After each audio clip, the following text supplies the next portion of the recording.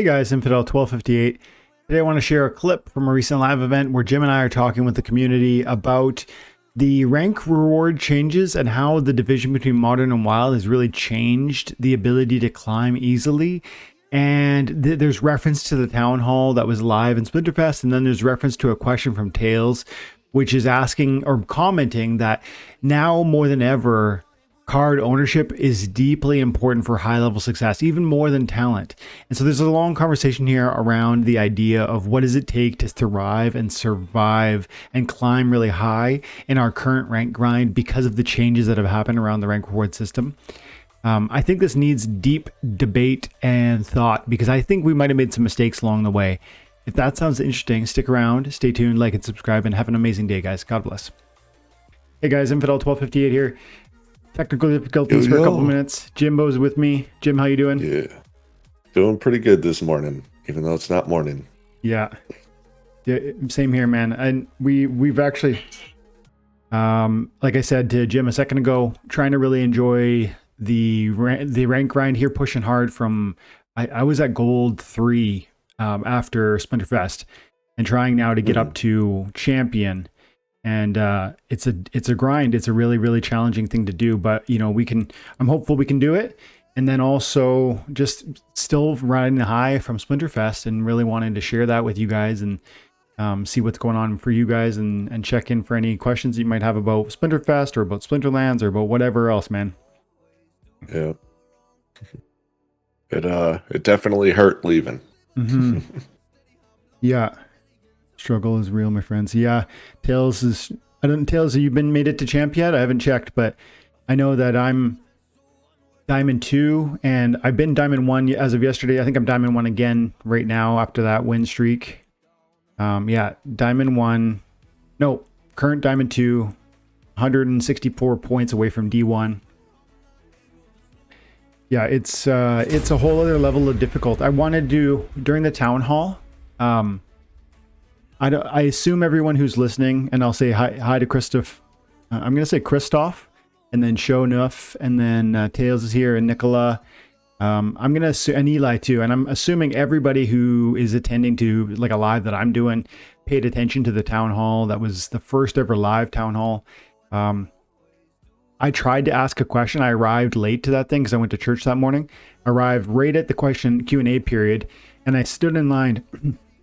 And I think I told you this, Jim. Maybe I didn't. I actually had a question. I wanted to ask them about this rank situation because Tails is pointing to how hard it can be. He's about 100 rating away right now. And here I am like struggling in Diamond also. Huge deck. Just can't seem to get there. But, maybe we'll get there. I was going to ask, look, was it the right time? Did we make a mistake in dividing the rank rewards from Modern and Wild? I know ultimately we want to do that. I'm not saying it's a bad move. I'm not saying it shouldn't happen ever. But my question is, was it the right time now? And I wanted to hear them speak to that. I think I know what they would have said, but I think it is worth discussing. And I'm not convinced. I think some of this issue around finding the right match and climbing in a reasonable timeline is a result of the lack of players per league level. Jim, did we talk about that on the weekend? I don't really remember. I know. I don't think we really got to sit down and talk about it, but I know you brought it up. Because it was like right after the Q&A, then everyone was off, or not after the Q&A, but after the event, everyone was kind of off doing their own thing. I went to grab dinner with some other people. You grouped up with Jarvie, and we didn't really get to talk about it. Yeah, I think that's a real something we need to think about. I don't know. Again, I'm not saying it shouldn't happen. I'm not even saying it shouldn't happen right now. Maybe it really was the best move at this time for the game, because I do think having a modern league is a distinct advantage to new players, and it does open doors for new people to really get to reach to higher and higher levels than they ever could before. That's a good thing because it incentivizes investment in play. But how impactful has that been when you look at our player base? And then if you were to say weigh that, like if you could physically weigh that benefit and then compare it to the weight of, say, the detriment, because there is some detriment, right? There's pros and cons here. And some of the cons include it's hard to find a match. When you find a match, you're facing against somebody who has 200, 300, 400 more RP than you. When you get steamrolled by them, it breaks up your ability to have win streaks. When you can't get win streaks, it's harder to climb. And so I really think it's a problem, but I don't know if it's, again, I just really wanted to hear all their thoughts. So I'm hoping they will. That's something I can get through on one of the upcoming FAQs, because of course they still leave space on every other town hall. Maybe we'll talk about it another time. Mm-hmm. Yeah, I'm sure you'll be able to ask it at some point. Mm-hmm. When I tried watching the town hall, did you notice at the start it was halfway through a different question completely? Yes. And they didn't get to bring up my question. It was kind of sad.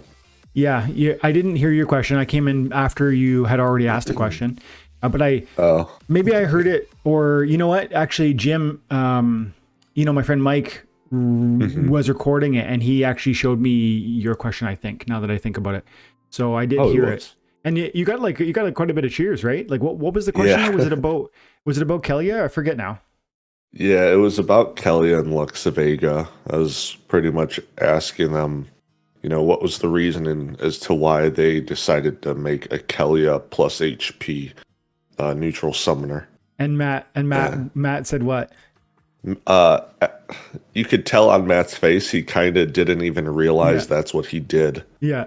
And then he was just saying, so if you think about it in terms of all the stats in the game, right? You have the 3 different attacks: magic, melee, and range, and then you have armor, HP, and speed. Mm-hmm. Where the Archmage Arius, he has the 3 attacks. Yep. So they gave the other one the other 3 stats. Okay. So that was his reasoning behind it, making the 2 big promo cards, and they're the exact same cost. Yeah. And they pretty much work the same way of Dragon picks a color, neutral summoner picks a color. Yeah. That's kind of smart, actually. Like I see that. That makes sense to me in that light. And I didn't even think about it. Like, I don't think anyone even thought about it like that. Mm-hmm. They were just like, oh, it's Kelia 2.0. Yeah. Yeah, I agree. Tail said, check out this graphic, Dwayne, but I don't see a graphic. I'm assuming, let's see, if you want to win, not just achieve champion now, we just really need to either own or rent specific max level cards, mostly summoners. Skill, yes, but more weighted towards cards. Yeah, I think I agree. Definitely skill's a factor, and it always will be. But at this moment, there are definitely key cards that set you apart. And I wonder, and this is just me thinking off the top of my head, reacting to your comment, but I wonder if that changes to some extent the bigger our army of players becomes. So like, what I mean is, if we have 20, 40,000, I've heard recently people saying 20,000 players. And I've always thought of it as 40. I don't know why, but that's just a number I heard and it kind of stuck with me. It might have been from Tails' content.